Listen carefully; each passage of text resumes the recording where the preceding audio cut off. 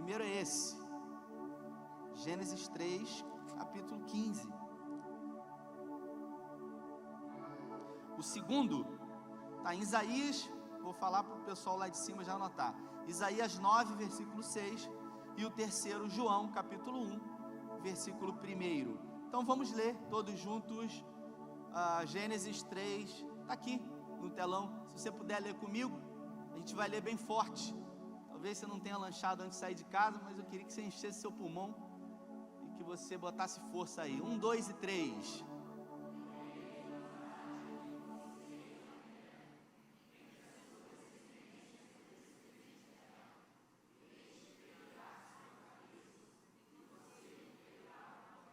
Esse é o primeiro texto, e eu queria fazer um breve comentário sobre esse primeiro texto. Para você entender, esse texto ele relata momentos a seguir da queda do homem.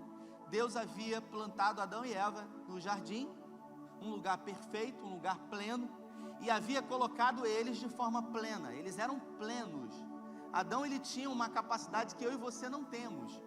Ele colocou o nome em todos os animais. E a Bíblia fala que depois da queda, Deus se apresentou para os dois e se posicionou. Os dois, eles sofreram as consequências do pecado. Eles sofreram as consequências do pecado. Mas o interessante é a primeira coisa que Deus fala para eles, que Deus declara para eles, depois da queda, foi uma promessa. Deus faz uma promessa para Adão e Eva depois deles terem caído. E a promessa é essa: porém inimizade entre você quem? Você é Eva, né?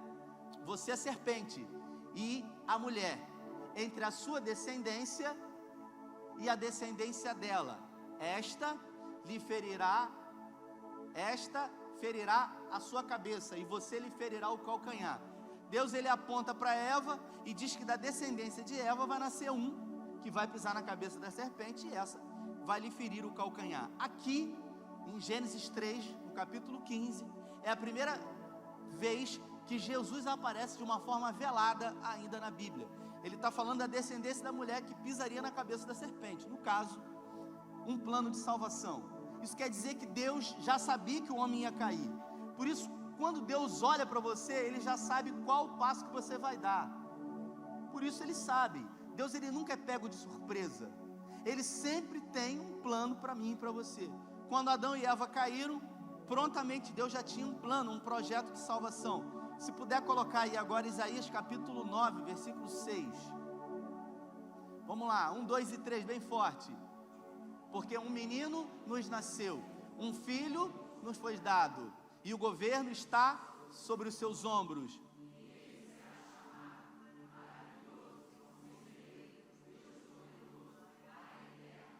Príncipe da paz. Isaías é conhecido como um dos profetas maiores da Bíblia.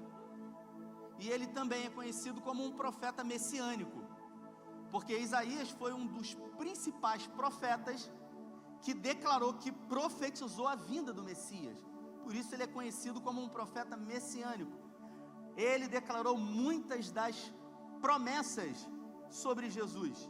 Muito do que aconteceu na sua vida aconteceu e foi profetizado 600 anos antes. O profeta Isaías, por exemplo, ele viveu 600 anos antes da vinda de Jesus. Agora vamos ler o último texto, Evangelho de João, capítulo 1 e versículo 1, por favor. Vamos ler? 1, 2 e 3.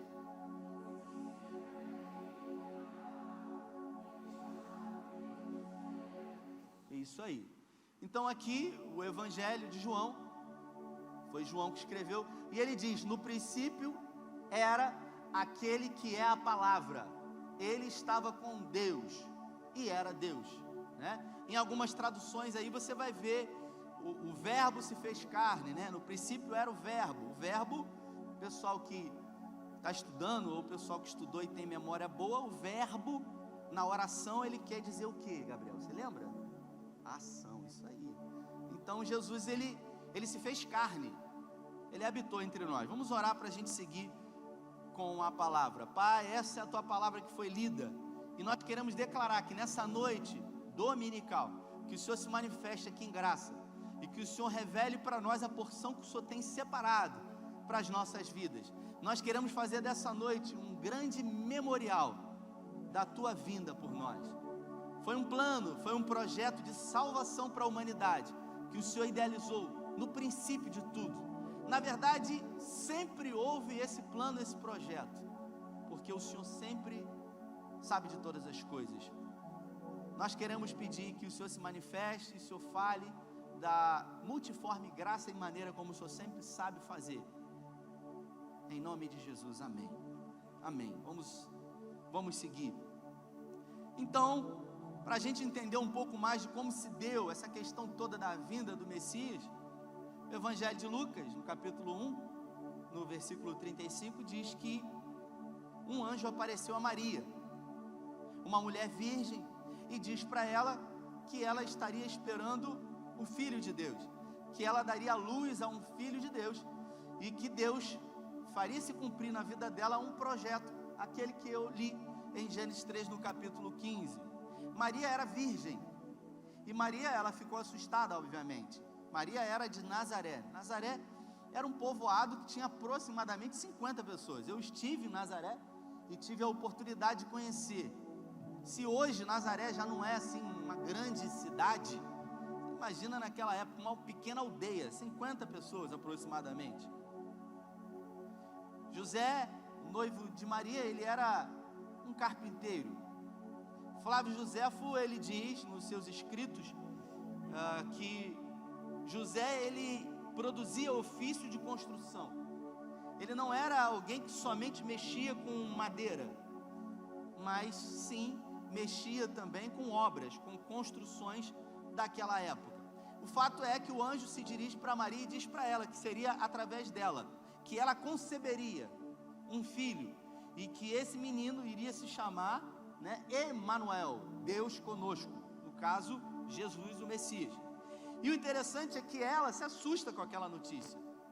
Maria, ela chega para o anjo e ela fala: mas como pode se dar isso, se eu nunca encontrei varão, eu não estive com varão, ou seja, eu sou virgem. E aí ele então se dirige para ela e diz: descerá sobre ti o Espírito Santo, e o poder do Altíssimo te envolverá. Começa então esse plano, esse projeto de salvação.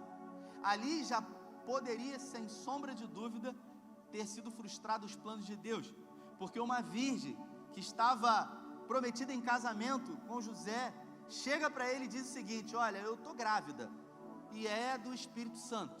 Se hoje sua esposa ou sua noiva disser isso para você mesmo, você não vai acreditar. Você imagina naquela época, né?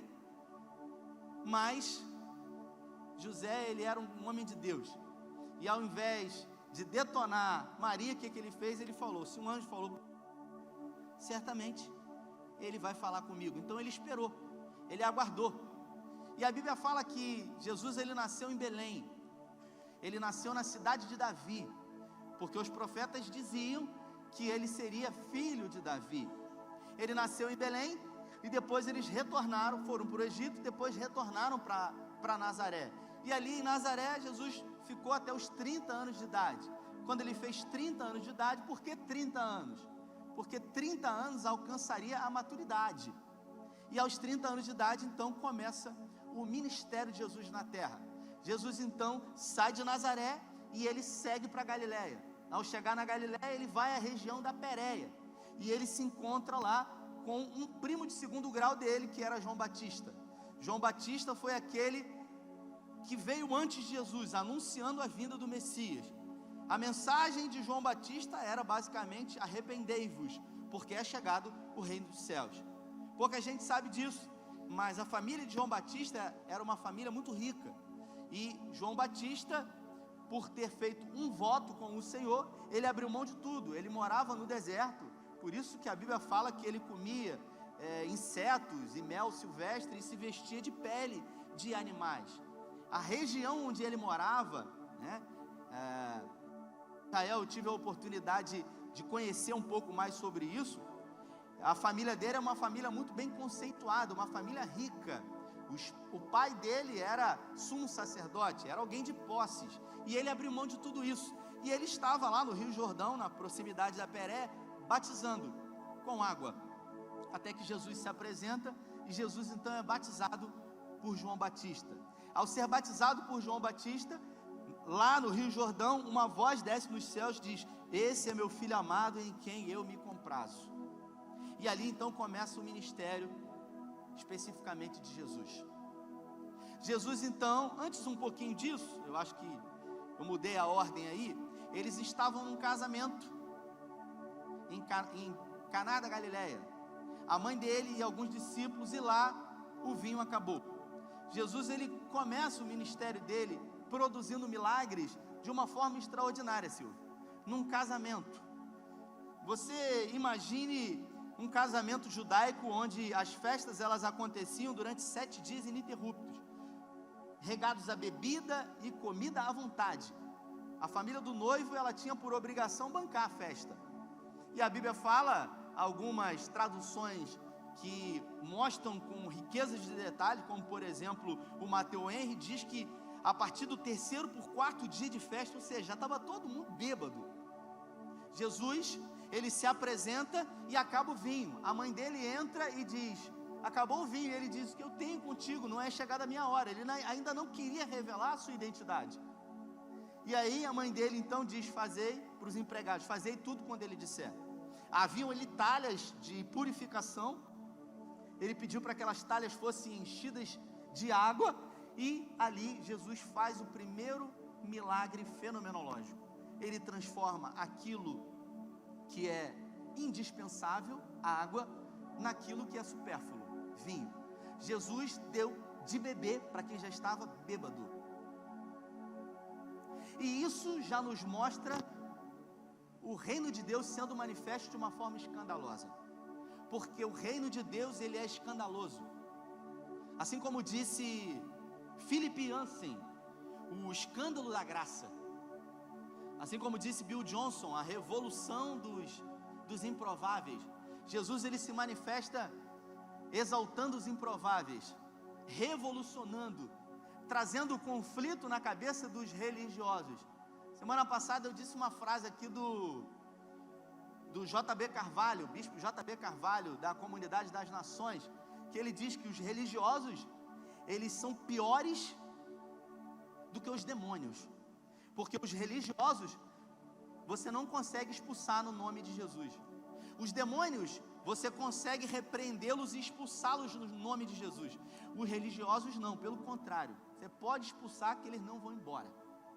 E haviam religiosos naquela festa, e Jesus, ele se apresenta manifestando o reino de Deus. E ali, depois de ser batizado no Rio Jordão, Jesus, ele vai para Galileia, para a região ali, especificamente Cafarnaum, e ele faz morada em Cafarnaum.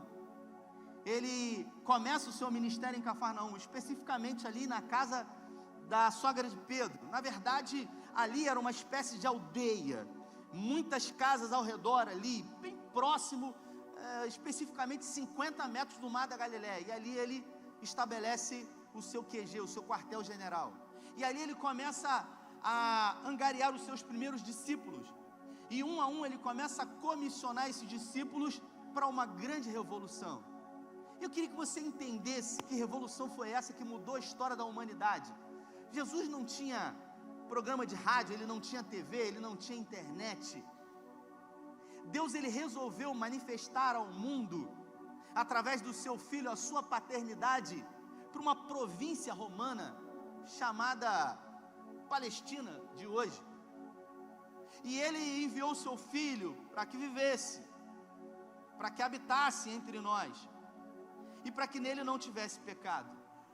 Jesus então, ele vai para o deserto da Judéia, ele sobe o monte da tentação, no deserto da Judéia, e durante 40 dias e 40 noites ele fica naquele deserto, e ali ele é tentado pelo diabo, e a Bíblia fala que ele foi impelido, ele foi levado pelo Espírito Santo ao deserto, para ser tentado pelo diabo. Por que tudo isso começou a acontecer? Porque Deus queria provar para mim e para você que é possível viver uma vida sem pecado. Porque é possível viver uma vida sem iniquidade. É possível viver uma vida santa, uma vida irrepreensível. Uma vida onde nessa vida a coisa principal é a presença de Deus. Jesus então ele começa a angariar os seus discípulos e ele começa a promover a maior revolução de todas. Ele começa a curar cegos, ele começa a curar surdos, mudos, aleijados, ele começa a ressuscitar, ele começa a fazer coisas que ninguém jamais havia feito. E mais, ele começa a mudar a vida das pessoas.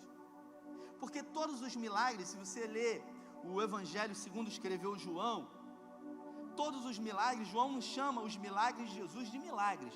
Jesus chama os milagres, Patrick, de sinais. Isso quer dizer que os sinais, eles apontam para uma direção. Por quê?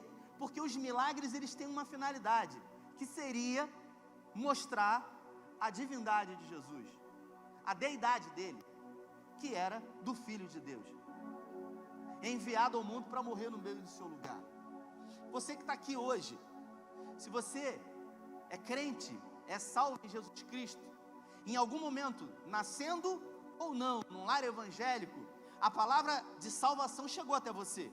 Talvez você tenha sido criado na igreja, talvez você tenha participado de apresentações de corais, de teatros, de danças, mas em algum momento você teve uma experiência de fé transcendental com Jesus, e em algum momento você teve que levantar a sua mão e se render a Ele. Você teve que publicamente confessar Ele como suficiente Salvador da sua vida. Quantos já fizeram isso? Levante uma de suas mãos. E ali, você teve uma experiência com Ele, que mudou a sua vida. O Evangelho quer dizer boas novas, boas notícias. Por isso Jesus, ele veio trazer para mim e para você boas notícias. Que boas notícias são essas? De um novo reino que estaria sendo implementado. Os judeus, eles acharam que esse novo reino seria um reino que colocaria Roma em xeque, que destronaria o poder bélico do exército de Roma. Mas se você observar na fala de Jesus, ele sempre fala de um reino transcendental. Se você observar as biografias de Jesus, Jesus ele falou muito mais do inferno do que do céu. Jesus ele falou muito mais de coisas transcendentais do que propriamente daqui. Por quê? Porque Jesus ele veio trazer uma mensagem eterna de salvação. Ele veio salvar o perdido. A verdade, o Evangelho de João, no capítulo 1, no versículo 12, diz que ele veio especificamente para salvar o povo de Deus. Que povo era esse? Os judeus. Ele veio para os seus, os judeus, mas os seus não receberam. Mas a todos quanto o receberam foi dado a esses o poder, o direito de serem chamados filhos de Deus. Isso quer dizer que nós, como gentios, fomos alcançados por essa graça. Você só está aqui hoje porque um dia, em Atos no capítulo 9, um homem chamado Saulo, ele foi alcançado por essa graça. Ele foi alcançado pela palavra de salvação. Ele foi alcançado pelo Messias. A palavra de salvação entrou na vida dele, transformou a vida dele e fez com que ele se transformasse. Alguém com a capacidade de fazer pelo outro aquilo que chegou até a vida dele. Paulo, o apóstolo, chamado aos gentios, aquele que foi levantado por Deus para trazer a mensagem de salvação aos gentios, no caso eu e você. Se você observar, segundo a Bíblia e os escritos de Paulo, 80%, aproximadamente 80% do que eu e você conhecemos de vida cristã, nós conhecemos através do que Paulo escreveu. Os evangelhos foram escritos por Mateus, Levi escreveu. Marcos, foi João Marcos, que não era discípulo de Jesus. João Marcos, ele foi discípulo de Paulo, sobrinho de Barnabé, foi para uma viagem missionária com Paulo, depois andou com Pedro. Os relatos do evangelho de Marcos, basicamente, eles foram descritos segundo a ótica, segundo a audição que ele teve de Pedro.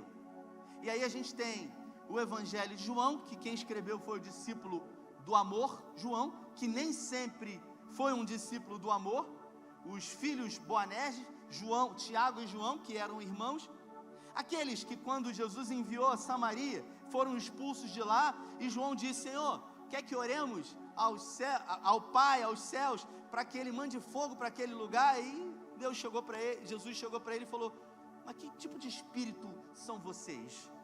Eu tenho pregado um evangelho e vocês têm tentado pregar outro evangelho? E aí a gente tem o livro de Atos, que foi Lucas que escreveu. Lucas, ele era médico, ele escreveu o Evangelho de Lucas e escreveu os atos da primeira igreja, as atitudes da primeira igreja. Ele foi discípulo de Paulo e também de Pedro. Lucas, ele não viu Jesus, ele não teve encontro com Jesus, ele escreveu segundo aquilo que ele ouviu.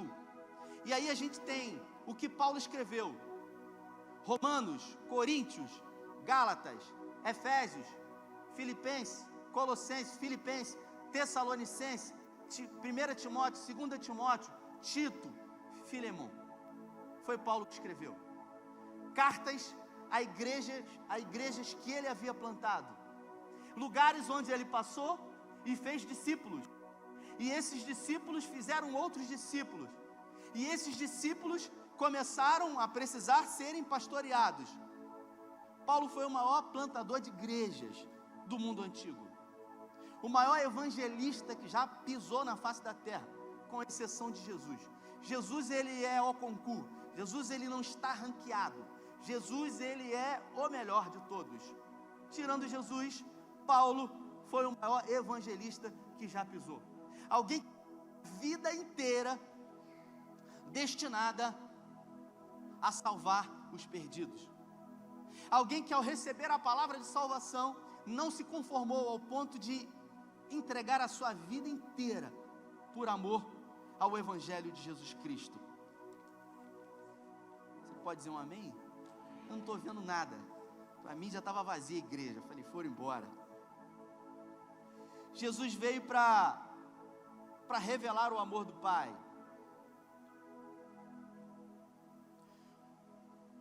Os sociólogos, eles têm uma máxima que eles dizem que é uma teoria do ego com lente de aumento, onde eles dizem que você acaba se tornando aquilo que a pessoa que você mais admira deseja que você se torne. E ao pensar sobre isso, eu fico imaginando o que seria de nós se nós decidíssemos ser aquilo que Deus decidiu para nós. O que você veria se você olhasse no espelho e você visse o que Deus vê?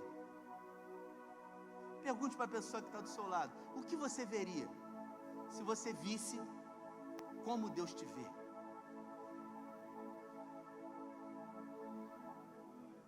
Nós só estamos aqui por causa da graça. É pela graça que nós fomos salvos. E a palavra diz que isso é dom de Deus, não vem de nós. Na conversa de Jesus, no Evangelho de João, no capítulo 3, com um príncipe, alguém que fazia parte de um grupo seleto de senadores de Jerusalém, um homem chamado Nicodemos. A Bíblia fala que Jesus havia já produzido muitos milagres, e os feitos de Jesus haviam alcançado todas as regiões. Nicodemos, ele era membro do Sinédrio.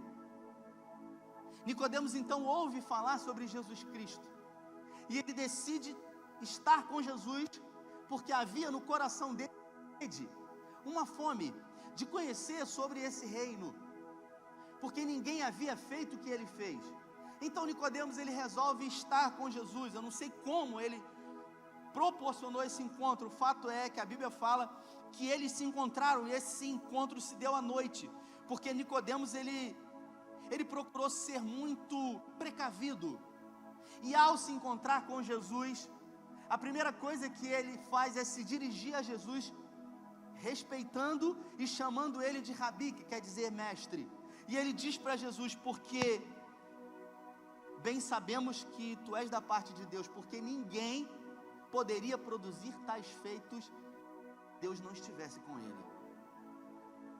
Jesus então olha para Nicodemos e revela para Nicodemos o reino dele. Ele diz para Nicodemos o seguinte, em outras palavras. Jesus chega para Nicodemos e fala o seguinte: olha, você tem ouvido falar das boas novas. E uma coisa é você ouvir falar das boas novas. Agora, só é possível desfrutar, só é possível experimentar, só é possível viver o reino de Deus e as boas novas se nascer de novo. Jesus então fala para ele que ele precisava nascer de novo. Nicodemos não entende e diz: como um homem já velho pode voltar ao ventre da sua mãe? E Jesus então diz para ele: você precisa nascer da água e do Espírito. Isso quer dizer que o Evangelho de Jesus Cristo, ele tem o poder de transformar a vida do homem. Olha para a pessoa que está do seu lado, não sei se você vai conseguir ver, mas se o Evangelho de Jesus Cristo chegou até essa pessoa que está do seu lado, e se o Evangelho de Jesus Cristo produziu a morte do velho homem nessa pessoa, isso quer dizer que nós estamos diante de uma nova criatura. As coisas velhas ficaram para trás e tudo se fez novo. Isso quer dizer que houve uma metanoia, porque o Evangelho ele produz metanoia, e a metanoia ela quer dizer uma nova percepção da mente, uma expansão do entendimento, uma percepção. O que é isso? Para você que veio aqui a primeira vez, o Evangelho ele produz em nós uma nova percepção. As coisas que no primeiro momento para nós tinham muito valor, quando o Evangelho do Reino de Deus ele vem até nós, essas coisas efêmeras, passageiras, elas passam a estar em segundo plano. Aquilo que tanto damos valor, coisas tangíveis, coisas mensuráveis, o dinheiro, a fama, a riqueza, isso passa para o segundo plano. O Evangelho nos traz uma percepção de que as coisas elas fazem sentido naquilo que não tem preço e sim valor. Eu passo a me preocupar mais com a família, eu passo a me preocupar mais com o próximo, eu passo a me preocupar mais com a minha condição humana. Por isso, quando eu sou uma nova criatura, há uma transformação, eu sou chamado de novo convertido, e eu passo a não mais desejar, não porque o pastor ou quem quer que seja direciona ou diz agora pode ou não pode, não, pelo contrário, o prazer nas coisas que outrora eu tinha, eu já não passo mais a ter. Por quê? Porque eu passo da condição de criatura para filho de Deus. Eu passo da condição de alguém que me apegava às coisas da terra e agora eu passo a ser um cidadão dos céus. Se você algum dia for um novo convertido, você vai passar por esse processo. O Fabão está aqui, é um novo convertido. E chegou para mim um dia, ele foi no Amós Casais e ele já está há alguns meses num processo, que ele vem, se batizou, a gente teve a oportunidade de batizá-lo. Ele é um novo convertido e ele chegou para mim um dia, no Amós, chorando, e ele falou: cara, o que você tem proporcionado para mim, eu jamais imaginaria viver. Eu falei: eu não, é o reino de Deus, porque o reino de Deus é isso, não é comida nem bebida, mas justiça, é paz e é alegria no Espírito Santo. Você passa a ser uma nova criatura, você passa a ter outras prioridades, você passa a ter uma visão sobre a vida diferente. Aquilo que tem preço é colocado no seu devido lugar. Um dia eu disse aqui uma frase do Neu Barreto. Ele disse: existem coisas que têm preço, e aquilo que tem preço, o dinheiro compra. Um exemplo: quanto vale o carro que você tem? Talvez você diga, vale 7 mil reais, você está com o carro baleado. Se tem preço, o dinheiro pode comprar, né, Patrick? Agora, quanto vale o filho de vocês? Tem preço? Pode colocar à venda? 1 milhão de reais, 2 milhões de reais, 10 milhões de dólares, pode vender? Você vai dizer para mim: não tem preço. Se não tem preço, tem valor. E no reino de Deus é assim. Quando entendemos a cultura do reino de Deus, quando entendemos aquilo que um homem foi capaz de fazer por nós, a prioridade da vida, ela toma um outro foco. Nós passamos a nos preocupar muito com o outro do que propriamente com nós mesmos. Foi assim com Nicodemos, que no primeiro momento, Nicodemos, ele não aceitou essa palavra, mas depois se transformou num discípulo de Jesus. Jesus, então, ele passa 3 anos e meio aqui com os seus discípulos, e ele ensina sobre esse reino, e esses 12 homens, na verdade 11 homens, depois Matias substituiu Judas, depois esses 11 homens, eles mudam a história da humanidade. O Evangelho chegou até nós graças a esses homens que pregaram, e o Evangelho foi passando de um para outro, sem nenhum tipo de tecnologia. Jesus, ele morreu na cruz, e até para aqueles que não acreditam nele nos dias contemporâneos, tem que reconhecer que a história foi dividida entre AC, antes de Cristo, e DC, depois de Cristo. Todos reconhecem que a história foi dividida. Por que cruz? O Max Lucado diz, talvez pelo desejo de Deus, o Max Lucado diz que os 2 elementos que ele mais utilizou durante 30 anos da sua vida, sendo carpinteiro na oficina do seu pai, tive a oportunidade de ir lá em Nazaré, os 2 elementos, madeira e prego, utilizados por Jesus e José durante toda a sua vida, esses elementos é que produziram ser o maior algoz dele na cruz do Calvário. Foi pregado no madeiro, e lá no Monte Gólgota foi erguido e gritou algumas frases, produzindo em nós a libertação das nossas vidas.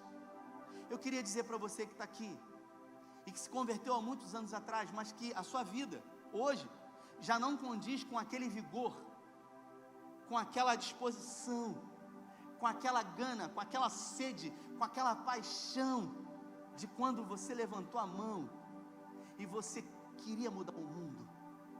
Quando o Evangelho entrou dentro de você e produziu um calor, você queria ganhar o mundo. Vieram os problemas, vieram as decepções. Hoje você está aqui por um milagre. Hoje você só não está no mundo pelos conhecimentos que você tem, mas eu quero dizer para você que não foi para isso que Jesus salvou você. Jesus salvou você para que você vivesse todos os dias uma novidade de vida, e para que você vivesse uma vida intensa, disposta a ser uma carta. E uma carta, ela não precisa falar por si só. Uma carta, basta que ela seja lida, que as pessoas olhem para ela, e que ao olharem para ela, desejem ter aquilo que ela tem. Você foi chamado para ser embaixador de Cristo, representante de Cristo na terra. Para você que entrou aqui na primeira vez, para você que talvez não esteja entendendo muito, ou talvez parece que você está sozinho aqui, e eu com esse microfone estou contando a história da tua vida, eu quero dizer para você que aqueles que entregam a vida para Jesus, eles sofrem uma mudança total, uma mudança radical, e essa mudança é para melhor. E a Bíblia fala que quando um pecador se arrepende, no Evangelho de Lucas, há festa no céu. A Bíblia não diz que há festa no céu quando um homem fica rico, quando um homem morre, quando uma criança nasce. Não, há festa no céu quando um pecador se arrepende. Aleluia. Em 96 eu tive a oportunidade, num retiro espiritual, de levantar a minha mão para Jesus, reconhecer a Ele como suficiente Salvador da minha vida. E eu quero dizer para você que eu só estou aqui hoje porque aquele dia eu tomei aquela decisão. A vida, ela é feita de decisões. As decisões nas nossas vidas, elas envolvem renúncia. Naquela manhã eu renunciei a tudo o que eu tinha para escolher por Cristo.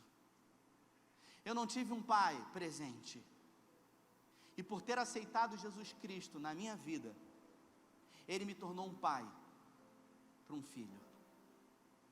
Ele me tornou uma referência do que é ser um pai, mesmo não tendo um pai presente. Por ter aceitado Jesus, não tive uma referência de família, mas ao ter um encontro com Ele, entregar a minha vida para Ele, hoje, mesmo não tendo uma referência de família, hoje eu sou uma referência de família, para a glória de Deus.